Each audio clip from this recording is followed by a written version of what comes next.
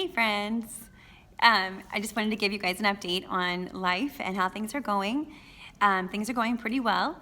When I left you last, I told you that my results were being sent to an oncolab in California to determine whether or not I needed chemotherapy, which I naively thought breast cancer equals chemo. I didn't realize there was another avenue, but in reality there is, and that is the situation for me personally.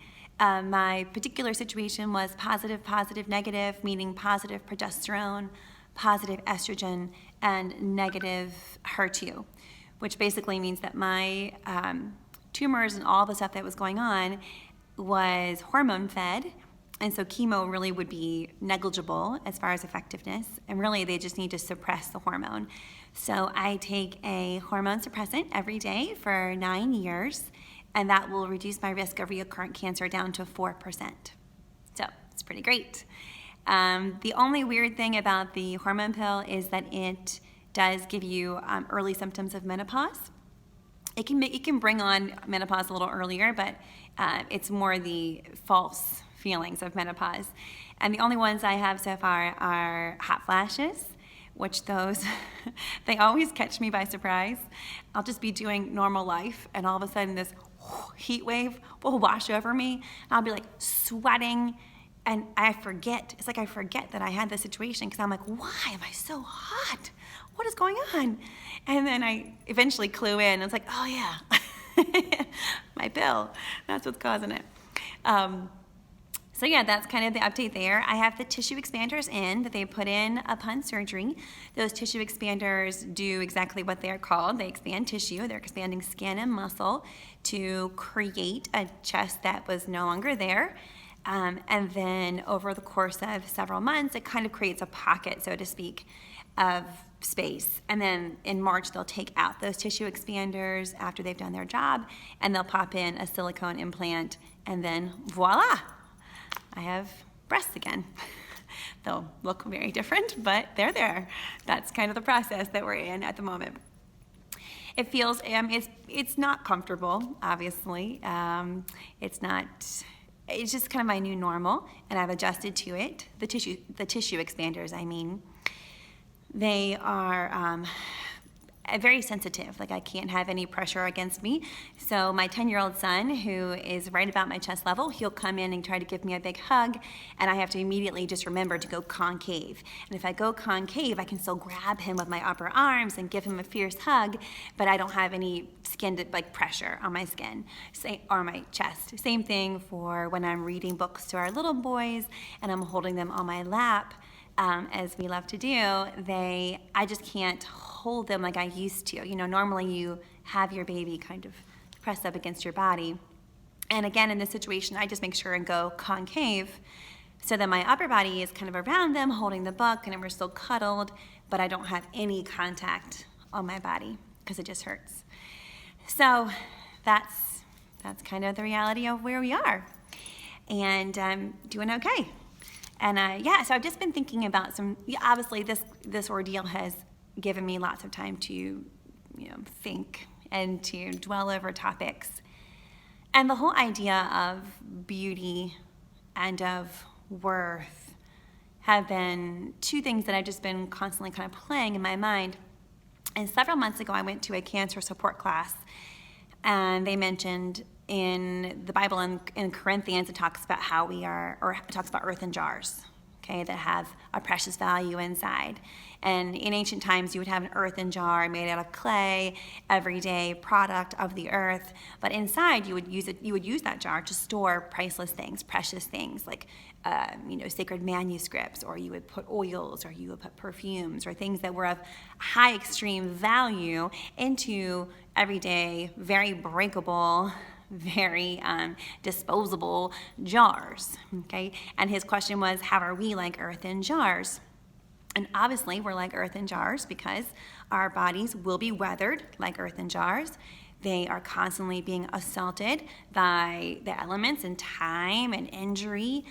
We have scars, we have broken bones, we have surgeries, we have all kinds of things that are just bringing our body into different, where it looks different. And yet inwardly we have immense value. We have sacred worth. We have just our essence is priceless. And so that juxtaposition is really helpful as I think about the earthen jar concept. And so often, I just am fascinated by people. I love people, which means I'm obviously an extrovert is pretty much what that means. And I'm not that introverted people don't love people too, but I'm kind of the next level. Mike always tells me I'm weird, where I am riding in a car and I look at the person to my right and to my left, and I want to know, where are they going? Are they happy today? What happened in their morning this morning? Who is around them that made them who they are today? What experiences together have shaped them into the person they are today? What do they love? What scares them? What makes them excited? What are they interested in? I just want to know. I so badly want to roll down my window and say, can you pull over so we can talk? And if I'm walking down the street and if someone catches my eye, I feel like there's like a soul transmission. I'm like, I want to know you. I want to know what's going on with you. If I pass a house and I see a light on, I'm like, what is that person? What does that person do? Who's in that house? And what is their story? I just want to know. And I feel like so often people are downcast and they feel neglected. They can feel cast aside. They can almost forget, of course, just by being in the world, you can forget sometimes your value. And so I so often just want to cradle their little faces, which of course I can't because that's assault. You can't touch people you don't know. But I just want to whisper to them and say, do you know your value? Do you know that you are precious, that you have immense worth? You are made in the image of God. There is no one like you in all time.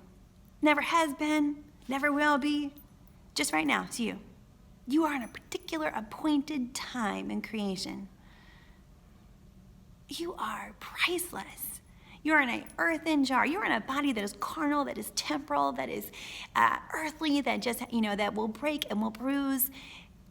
And that matters not. Because your essence, your soul, you are precious and of such rich worth. And so I love that the comparison of earthen jars to our bodies. We are, by people, we can't help it, we are attracted to beauty, right? We are beauty seekers, we are beauty dwellers. We as American women spend up to $250,000 in our lifetime, the average American woman spends on beauty products, right? We care about things like, and not we as women, we as mankind care about how we look. We care about what clothes we wear, what accessories we do, what our hair looks like, how we present ourselves.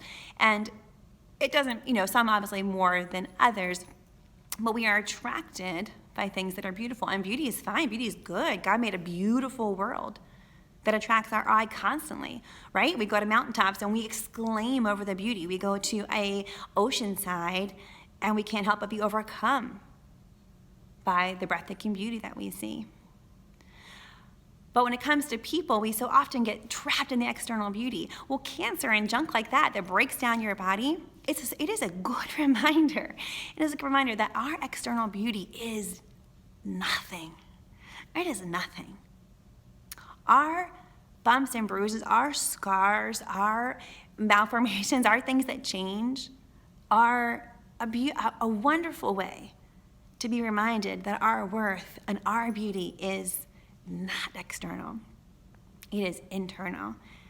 We are made in the image of God, and we need to remember that and to remember our worth and to realize that though we are outwardly wasting away, we are internally renewed each day. And how do we get renewed, right? We get renewed by remembering and recognizing who we are, recognizing our worth, reminding ourselves of that, refreshing our memory, right? Refreshing your memory that there is only one of you ever, and that you are so precious, and that you were created in the image of God, and that is just spectacular. And so your worth has nothing to do with what you're wearing, and nothing to do with how many scars you have, nothing to do with what you look like physically. And it's almost been a sweet reminder. All the discomfort, all of the pain, all of the whatever that comes with this diagnosis, it is a reminder that as things change externally, that my worth is not in this. And so I'm renewed. I'm renewed each day.